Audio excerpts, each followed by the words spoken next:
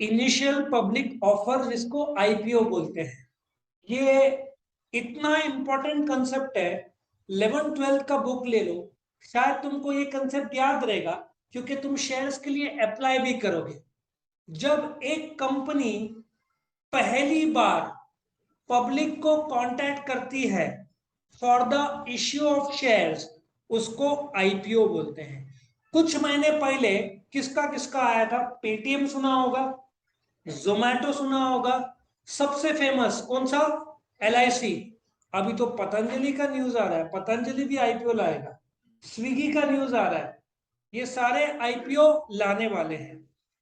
IPO होता क्या है?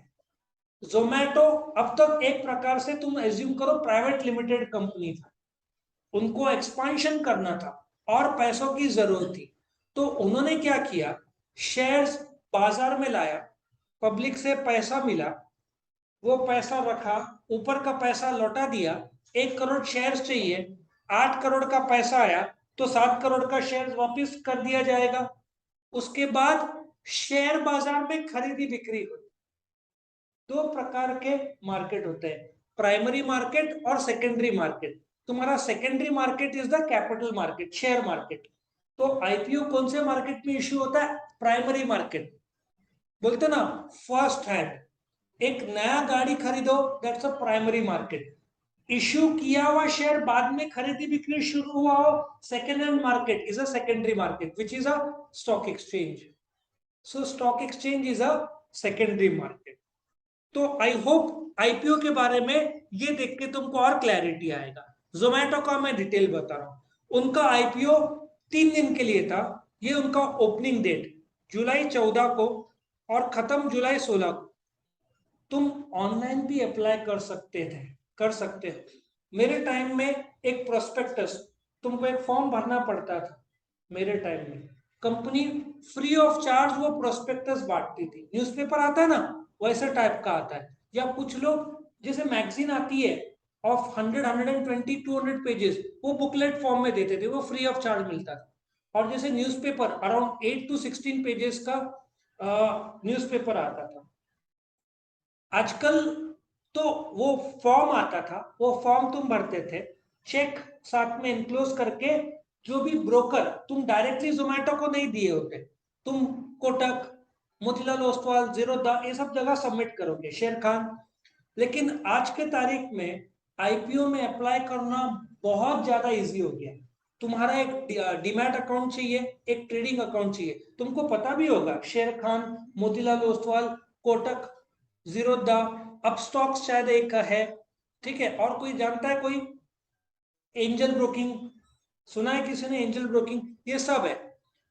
वंस तुम्हारा वहां पर ट्रेडिंग अकाउंट और डीमैट अकाउंट खुल गया, तुम बैंक अकाउंट में जाओगे ऑनलाइन, वहां पे रजिस्टर करोगे, तुम्हारा क्लाइंट आईडी देगा, डीपी जो वो ब्रोकर है, वो तुमको क्लाइंट आईडी देगा, डीमैट अकाउंट का नंबर तुम एंटर करोगे, तो परमानेंटली वहां स्टोर हो जाएगा। तो अभी स्विगी का आईपीओ आने वाला है, ठीक है? तुमको आईपीओ में अप्लाई करना है, कुछ करना नहीं है, बैंक अकाउंट में जाओ, वहां पे तुम अप्लाई कर सकते हो।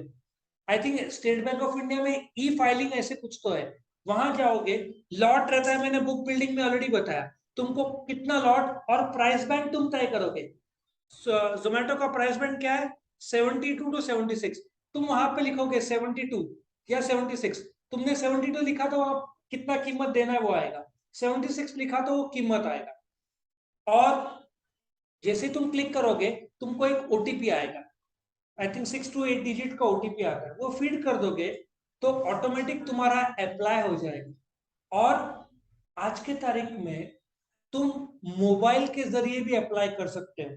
मैंने यूपीआई के थ्रू अभी तक किया नहीं है या देखा नहीं है, बट मैंने सुना है कि तुम यूपीआई यूपीआई तो सबके पास है, एटलीस्ट पेटीएम, गूगल पे, फोन पे और अमेजन पे, ये चार तो नॉर्मली सभी यूज करते हैं। तुम यूपीआई के थ्रू भी अप्लाई कर सकते हो, इतना अच्छा कर दिया। मुझे लगता है यूपीआई के थ्रू अप्लाई मतलब वहां पे तुमको पहले डेटा देना पड़ता होगा, डीमैट अकाउंट नंबर और कौन सा ब्रोकर है उसका आईडी सब दिया। एक 5 मिनट का प्रोसीजर है, वंस हो गया तो इतना फास्ट हो गया, बस तुम अप्लाई कर दो, तुम्हारे खाते से उतने पैसे लॉक हो जाते हैं। एक जमाने में पैसे उनको मिलते थे और वो ऐसा भी हुआ है कि वो लोग पैसे लेकर भाग जाते थे, वैनिशिंग कंपनीज बोलते हैं। अभी ऐसा नहीं होता, तुम्हारा अकाउंट लॉक हो जाता है, मतलब लॉक मतलब तुम्हारे पास 50,000 है, 15,000 का अप्लाई किया तो तुम्हारा बैलेंस दिखेगा 35, 15,000 पे लॉक लगेगा।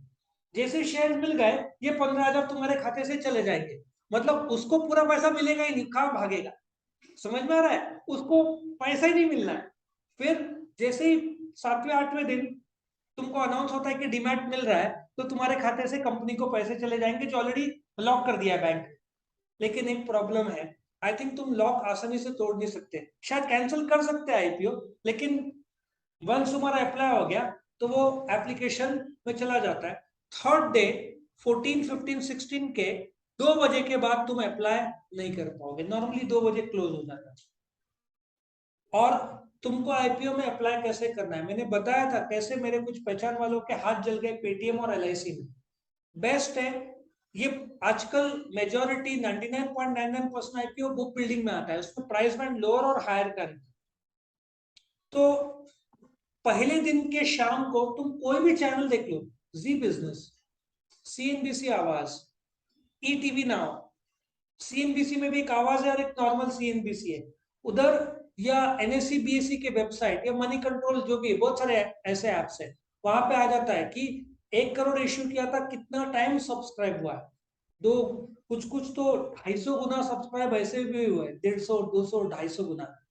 तो इसमें मिलता नहीं है शेयर, चांसेस बहुत कम होते हैं, लेकिन ऐसे टाइप का शेयर में अप्लाई किया और 1000 है तो खुलेगा। फिर 10वें या 12वें दिन वो शेयर बाजार में उसका खरीदी बिक्री शुरू होगा, टेक्निकल भाषा में उसको लिस्टिंग बोलते हैं।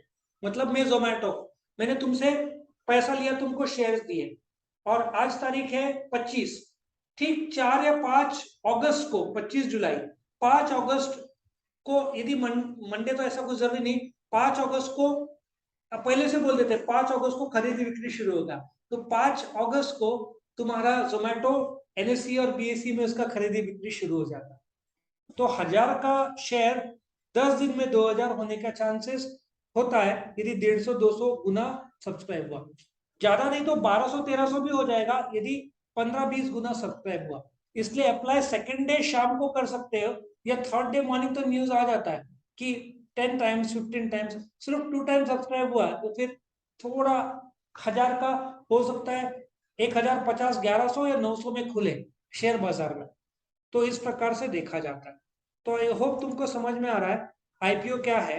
आईपीओ एक ऐसा तरीका है जिससे कंपनी पहली बार पब्लिक को कांटेक्ट करती है, पब्लिक से पैसा लेती। तुमने एक बार जोमेटो को पैसा दे दिया, तुमको जोमेटो वापस देगा नहीं। हाँ, तुमको शेयर नहीं मिला तो वापस तुम्हारा लॉक खुल जाएगा बैंक में, लेकिन मिल गया और तुमको नहीं चाहिए तो जोमेटो नहीं देगा, शेयर बाजार में बेचो और फिर तुमको पैसा तुम्हारे ट्रेडिंग अकाउंट में आ जाए। लॉजिक समझ में आया सबको। सो इसको आईपीओ बोलते हैं। Before IPO company is not a listed company और प्राइवेटली हेल्ड। एलआईसी के भी शेयर्स कहाँ पब्लिक थे, एलआईसी तो एक स्टैट्यूटरी कंपनी था, उसका 100% गवर्नमेंट ऑफ इंडिया होल्ड करता था, उसका 5% गवर्नमेंट ने पब्लिक में लाया। तो एलआईसी पब्लिक हुई, अभी पब्लिक लिमिटेड उन्होंने इश्यू किया ना, पहले वो स्टैट्यूटरी कंपनी थी जो पार्लियामेंट के थ्रू शुरू होते हैं। आया सबको समझ में। सो वंस तुमको मिल गया तो तुम शेयर बाजार में खरीदो बेचो, तुम्हारी मर्जी, तुम होल्ड करना है तो होल्ड करो, बेचना है तो बेचो। 8 से 10 दिन में हो जाता है। कुछ लोग, मैं जितने लोग को जानता हूँ, वो लोग सिर्फ आईपीओ में पैसा डालते हैं, क्योंकि मिलता है ना 15-20 तक का ऑफर खुलता है। तो मैंने जैसे बताया था, एक आदमी ने अप्लाई किया तो नहीं मिलता है, उस फैमिली में 4 जन है तो 4 अप्लाई करते हैं, किसी एक का नसीब रहा तो मिल जाता है। तो यदि आईपीओ में अप्लाई करना है तो 3-4 जन मिलकर करो एज अ फैमिली में, तो फिर स्कोप मिलने का रहेगा। करेक्ट। तो ये था तुम्हारा इनिशियल पब्लिक ऑफर।